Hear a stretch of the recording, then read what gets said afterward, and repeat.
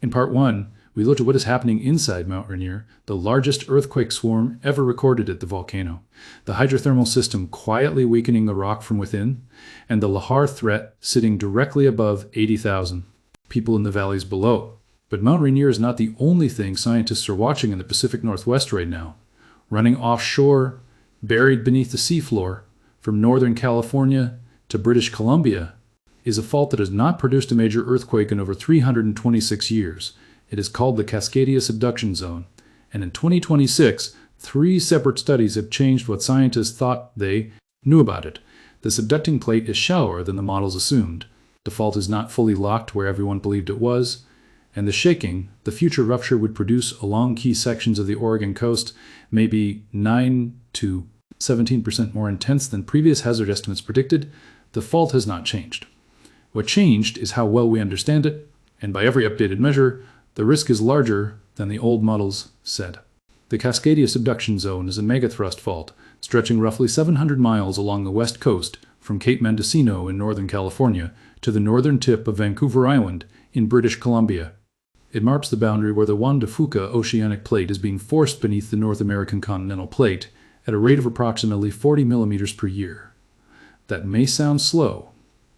It is not. Over 300 years, 40 millimeters per year adds up to roughly 12 meters of accumulated displacement, 12 meters of stored elastic energy that the locked portions of the fault are holding in place, bending the continental plate like a compressed spring. When the strain exceeds the frictional resistance holding the plates together, the fault ruptures. The stored energy releases in seconds. The continental plate snaps back toward the ocean, dropping the coastline by 1 to 2 meters and displacing the water column above the fault, generating a tsunami that reaches shore within 15 to 20 minutes. The geological record shows this has happened repeatedly. Over the past 10,000 years, scientists have identified more than 40 earthquakes of magnitude 8 or greater on the Cascadia Subduction Zone. 19 of those were full margin ruptures, meaning the entire fault broke at once, producing earthquakes estimated at magnitude 8.7 to 9.2. The average interval between full margin events is roughly 500 years, but the intervals are not regular. Some gaps are as short as 200 years, others stretch past 1,000. The last full rupture occurred on the evening of January 26, 1700, 326 years ago. What makes Cascadia unusual among the world's great subduction zones is its silence. Most megathrust faults, the ones beneath Japan, Chile, Indonesia, and Alaska, produce moderate earthquakes regularly as the plates grind past each other. Cascadia produces almost none. For decades, that silence was interpreted as evidence that the plates were completely locked together along the fault interface, storing energy uniformly until the next great release. New research in 2026 suggests that picture is incomplete. In February 2026, a team at the University of Washington published the first study to monitor strain along the Cascadia Subduction Zone using offshore instruments over an extended period for 13 years. Sensors positioned in different regions along the fault recorded ground motion data that had never been collected from the seafloor before. What they found challenged a central assumption. The northern portion of the fault, off the coast of Washington and British Columbia, appears to be locked and quiet, consistent with the traditional model. But the southern portion, off the coast of Oregon, showed something different. Seismic velocity changes recorded between 2017 and 2022 were linked to fluid dynamics within the fault zone. As subduction compresses the descending plate, it squeezes liquid out of the rock and pushes it toward the surface. The study found that smaller faults running perpendicular to the subduction zone may act as pathways for releasing trapped fluid. That matters because fluid pressure is one of the mechanisms through which ruptures propagate during a megathrust earthquake. If fluid can escape through these perpendicular channels, it could influence the stability of the fault and affect how a future rupture behaves as it travels along the margin. The lead researchers stated that with data from just 3 sites, they had already observed complex dynamics that may have been overlooked entirely. Future work will expand significantly. The university received $10.6 million in 2023 to build a dedicated underwater observatory on the Cascadia Subduction Zone. Then, in April 2026, a USGS seismologist named Aaron Worth presented results at the Seismological Society of America's annual meeting that revised the geometry of the fault itself. Using nodal seismometers deployed across northern Oregon, the team produced new high-resolution images of the subducting plate beneath the coastline. Their findings showed that the Juan de Fuca plate interface sits at approximately 20 kilometers depth near the coast, roughly 5 kilometers shallower than previous estimates. A shallower fault interface means the rupture surface is closer to the populated areas above it. Seismic energy released from a shallower source has less rock to travel through before it reaches the surface. Arriving with greater intensity, Worth estimated the revision could increase peak ground acceleration. The measure of shaking intensity by 9 to 17% along the coast of northern Oregon. The same study identified a previously unknown deep sedimentary basin beneath the city of Tillamook. Sedimentary basins trap and amplify seismic waves, producing stronger and more prolonged shaking than surrounding bedrock. The Seattle Basin has been studied extensively for this effect. The Tillamook Basin had not been characterized seismologically until now. A separate line of research published around the same time revealed that the Juan de Fuca plate is not descending as a single intact slab. Seismic imaging off Vancouver Island identified a tear in the subducting plate, suggesting it is fragmenting as it sinks into the mantle. While this does not increase the immediate probability of a rupture, it adds structural complexity to a system that hazard models had treated as relatively uniform, and it raises questions about how a future rupture might propagate through a plate that is no longer behaving as one continuous piece. For most of recorded history, nobody in the Western scientific tradition knew the Cascadia Subduction Zone was capable of producing great earthquakes. There were no written records. No seismometers existed. The fault had not moved in anyone's living memory. The story of how scientists pieced together what happened on January 26, 1700, is one of the most remarkable pieces of geological detective work ever conducted. It began with dead trees. Along the coasts of Washington and Oregon, researchers found stands of red cedar that had been killed simultaneously, drowned by salt water, when the ground they stood on suddenly dropped 1 to 2 meters into the tidal zone. By analyzing the growth rings of these ghost forests, dendrochronologists determined that the outermost rings had formed during the 1699 growing season. Every tree in the affected zones died between the fall of 1699 and the spring of 1700. Then came the buried sand. In coastal marshes and estuaries throughout the Pacific Northwest, geologists found layers of ocean sand deposited on top of what had been forested soil. Evidence of a massive tsunami that had surged inland, depositing marine sediment across a landscape that had previously been above sea level. The sand layers were consistent in age with the tree deaths. But the definitive piece of evidence came from the other side of the Pacific Ocean. In Japan, historical records from multiple coastal villages documented an unusual tsunami that struck the east coast on January 27, 1700. It arrived without any accompanying earthquake. No ground shaking was felt in Japan. Boats were smashed. Villages were flooded. Officials recorded it as an orphan tsunami, a wave with no apparent parent earthquake. In 1996, a team led by Japanese seismologist Kenji Satake connected the evidence. The timing matched, the wave heights matched, the travel time across the Pacific, roughly 10 hours, matched. The orphan tsunami that hit Japan on January 27th had been generated by a massive earthquake on the Cascadia Subduction Zone on the evening of January 26th, North American time. Modeling of the tsunami's characteristics allowed researchers to estimate the earthquake's magnitude at between 8.7 and 9.2, with the most likely value around 9.0. The rupture had extended along most, or all, of the fault's 1,000-kilometer length. Indigenous oral histories from Pacific Northwest nations, which had preserved accounts of catastrophic ground shaking and ocean flooding for 3 centuries, were confirmed by the physical evidence. The stories had been accurate all along. The full margin Cascadia rupture would produce an earthquake fundamentally different from anything the modern Pacific Northwest has experienced. The shaking would last between 3 and 6 minutes. For comparison, the 2011 Tohoku earthquake in Japan, magnitude 9.1, produced shaking that lasted approximately 6 minutes. The 2001 Nisqually earthquake that damaged buildings across the Puget Sound was magnitude 6.8 and lasted about 45 seconds. A magnitude 9.0 releases roughly 31,000 times more energy than a magnitude 6.8. The shaking would be felt from British Columbia to Northern California simultaneously. Every bridge, overpass, pipeline, transmission line, water main, and building within the affected region would be subjected to sustained lateral forces, far exceeding what most of them were designed to withstand. Oregon's Department of Emergency Management estimates a 37% probability of a magnitude 7.1 or greater earthquake on the Cascadia Subduction Zone within the next 50 years. The USGS estimates a 10 to 15%. The probability of a full magnitude 9 event in the same time frame. Those numbers reflect genuine uncertainty.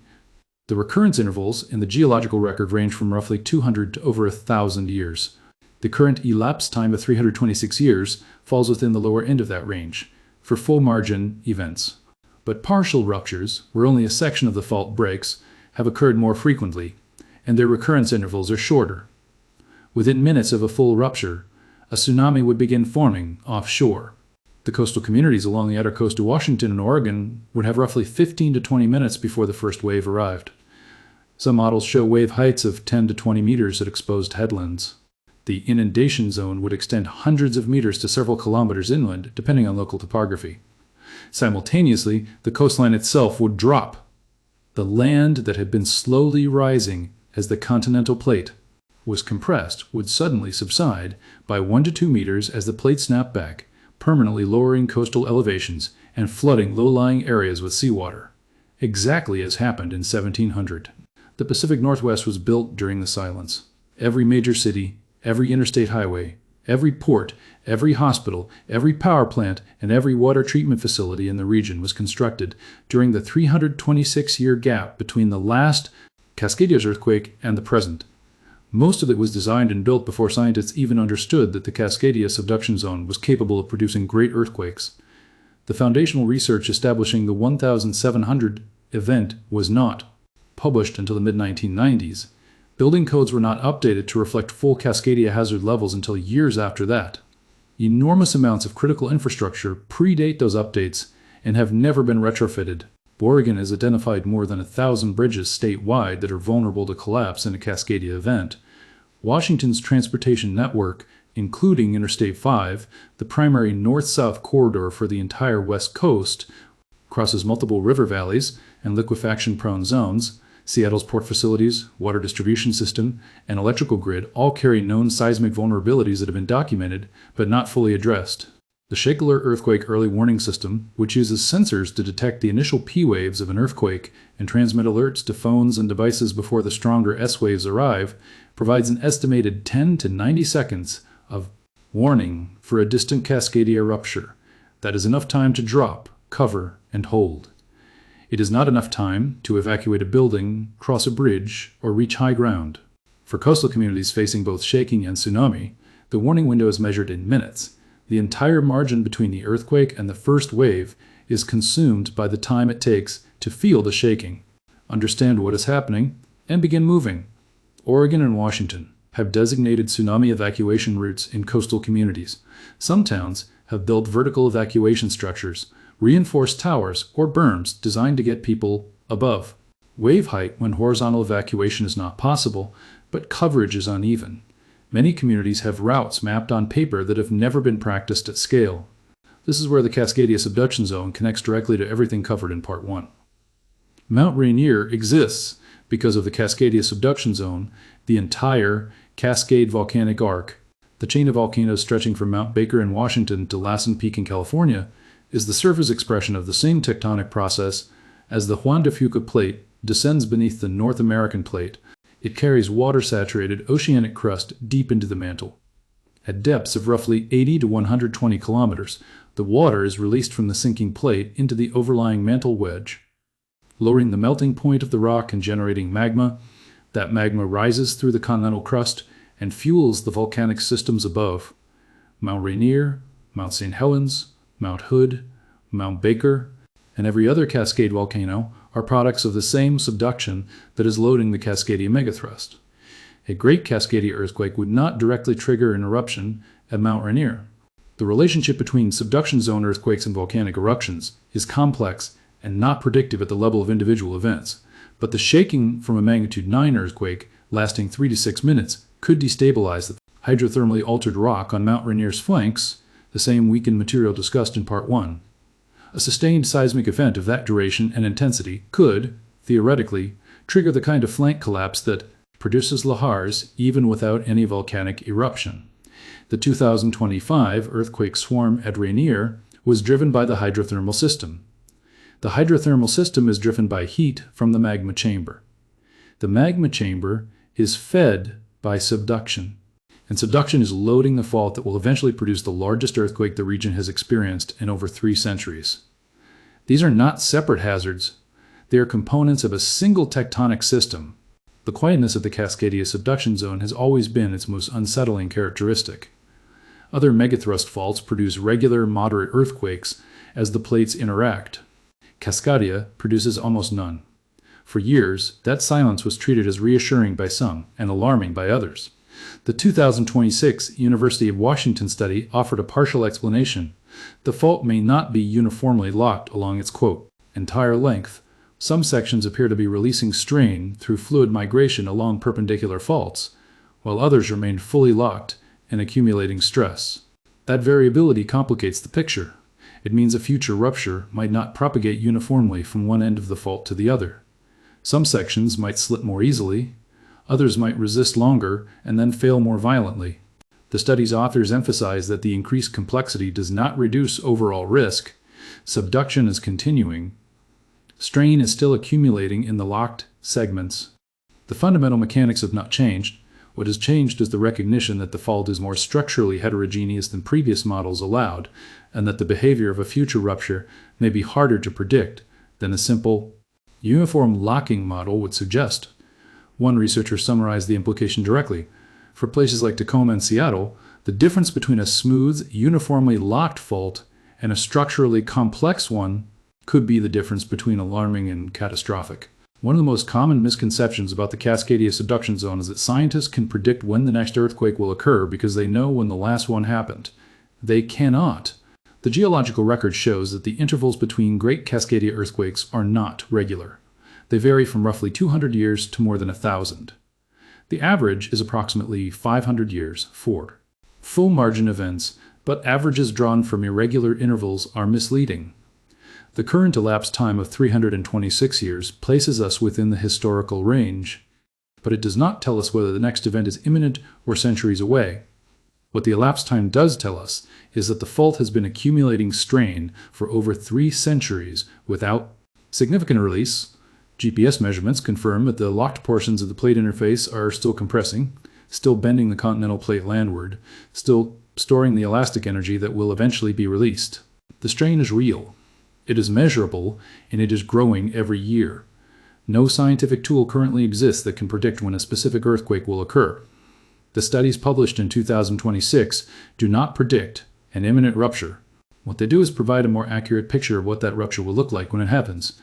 A shallower fault surface, stronger shaking in places that were previously underestimated, structural complexity that could affect how the rupture propagates. Each of these revisions points in the same direction. The hazard is greater than the old models indicated. 326 years ago, the ground beneath the Pacific Northwest lurched violently enough to drop the entire coastline into the sea.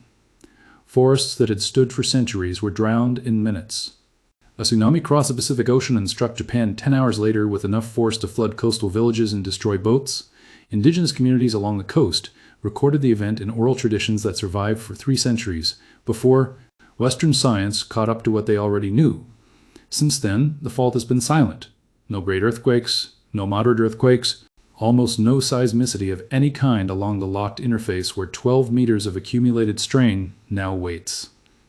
In 2026, 3 separate studies revised the scientific understanding of this fault.